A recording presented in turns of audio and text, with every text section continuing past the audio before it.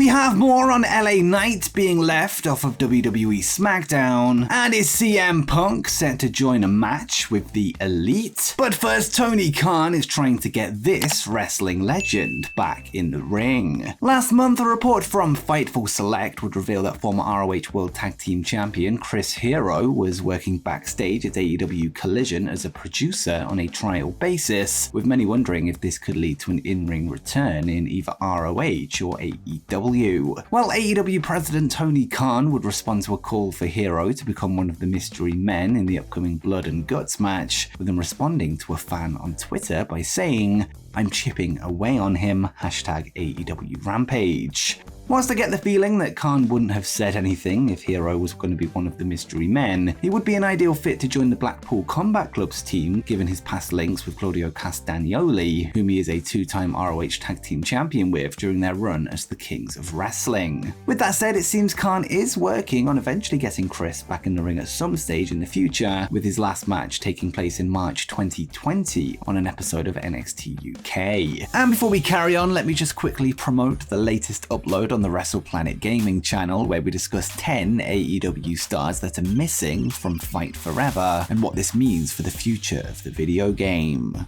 And next up, an absent AEW star has finally made his return. Scorpio Sky hasn't been seen on AEW television since an episode of Dynamite on July 6, 2022, a show that would see him drop the TNT Championship to Wardlow. Well, last night he would wrestle a match for the first time since, this on the latest episode of AEW Collision. On the show, Sky would take on Action Andretti in singles action, with him managing to secure the victory in just over 7 minutes. This is in fact Sky's first victory since his bout with Dante Martin on the June 3rd episode of AEW Rampage, 1 month before his last appearance. Scorpio is now set to be one of many talents whose television time has dried up over recent months to be featured on AEW Collision, joining the list that includes Miro and Andrade El Idolo. Next, new #1 contenders have been named. Elsewhere on AEW Collision, a tag match would go down between Bullet Club Gold's Juice Robinson and Jay White, who took on reigning AEW World Tag Champions FTR, with a future title shot on the line. In the end, it was a pulp friction from Juice Robinson that put Harwood away for the pinfall, with Switchblade managing to prevent Cash Wheeler from making the save at the last second, meaning the two teams will now meet again, this time with the championships on the line. The two teams would then meet backstage later in the show, where a date and stipulation was set, with FTR versus Bullet Club Gold set to take place next week on AEW Collision in a 2 out of 3 falls match.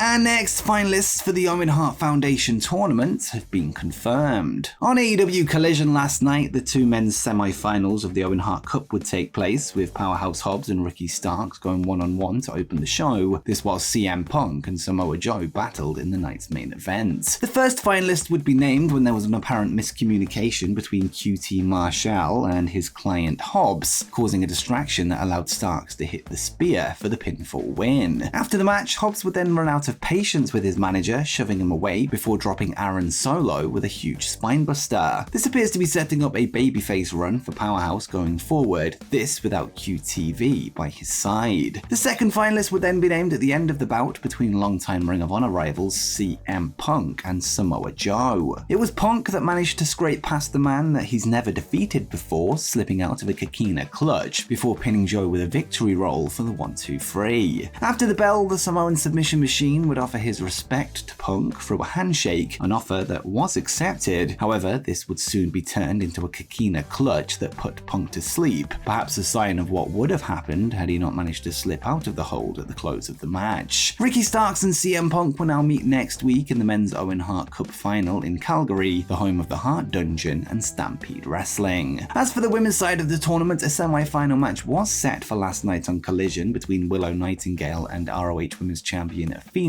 However, Willow would not be cleared in time due to an injury that she recently sustained during her NJPW Strong Women's title loss to Julia. Therefore, the match has now been moved to the upcoming episode of AEW Rampage if Nightingale can be cleared, with the winner of that then facing Sky Blue or Ruby Soho, who go one-on-one this Wednesday on AEW Dynamite. And next, let's jump across to this past Friday's episode of SmackDown, where Roman Reigns' next challenger was seemingly confirmed. At the close of the show, Jey Uso would return to Madison Square Garden after accompanying his brother Jimmy to the hospital earlier in the night, with him making a beeline for Roman Reigns and Solo Sikoa. Earlier in the night, Jimmy had been taken out by Solo with a splash through the announce desk, this after Roman teased handing over the title of Tribal Chief down to Jey. This was all a ruse, of course, as Reigns would low blow his cousin before the bloodline went to work on the twins. However, once Jey made his way back to the arena later in the night, he would take both Roman and Solo out with a steel chair before grabbing the undisputed WWE Universal Championship belt, stating that he is the judge, jury, and executioner, issuing a challenge for the head of the table's title. The challenge follows this past weekend's Money in the Bank pay-per-view that saw Jey pin Reigns to win the Bloodline's Civil War, with him becoming the first person to pin him in over 3.5 years. We now await to find out if the challenge will be accepted. Next, we have more on this popular WWE superstar being left off of SmackDown. This past Friday on the Madison Square Garden episode of SmackDown, LA Knight would be nowhere to be seen on the broadcast, with him relegated to a dark segment that became an online exclusive on social media. The decision comes just days after fans were left disappointed by WWE's decision to put the men's Money in the Bank briefcase on Damian Priest instead of Knight, who went into this past weekend's pay-per-view as a huge fan favorite. Following the SmackDown show, news broke that several segments had to be cut or shortened on the fly due to the Bloodline's Tribal Court segment going long, although according to Fightful Select, this had no impact on if LA Knight was on the show or not, and they would write, LA Knight not being on the show had nothing to do with the timing issues for SmackDown, as he was only planned for a dark segment the whole time. They had planned ahead of the show to release the segment on digital platforms. Whilst Triple H would note after Money in the Bank that good things come to those who wait in reference to LA Knight's loss, things aren't off to a great start, with the company's hottest babyface missing one of WWE's biggest shows of the year. With that said, the online exclusive clip of LA Knight taking out Hit Row is the most watched non-Bloodline segment from the tapings on YouTube, a sign that his popularity is yet to wane. And next, we'll see CM Punk take on the Elite in Blood and Guts. As discussed earlier, the Blackpool Combat Club's Jon Moxley, Claudio Castagnoli, and Wheeler Yuta, as well as Konosuke Takeshita, are on the lookout for a partner to take on the Elite's Kenny Omega, Hangman Page, and the Young Bucks, who too will be bringing a surprise with them. Whilst many names have been speculated on who could fill one of these spots, including Chris Hero and Kota Ibushi, another name that people thought would be a good idea, but an impossible one, would be CM Punk, who has of course had his issues with the Elite in the past. According to a fresh report from Fightful Select, Punk himself did pitch to be part of the match, this following an injury to Bryan Danielson, and they would write, Fightful Select sources confirmed Voices of Wrestling's report that Punk pitched himself as the 5th member of the Blackpool Combat Club's team. Whether seriously or not, or whether he actually expected the offer to be accepted, isn't known. He has expressed his desire to work with Elite in the past, but said that he's been told it wasn't happening.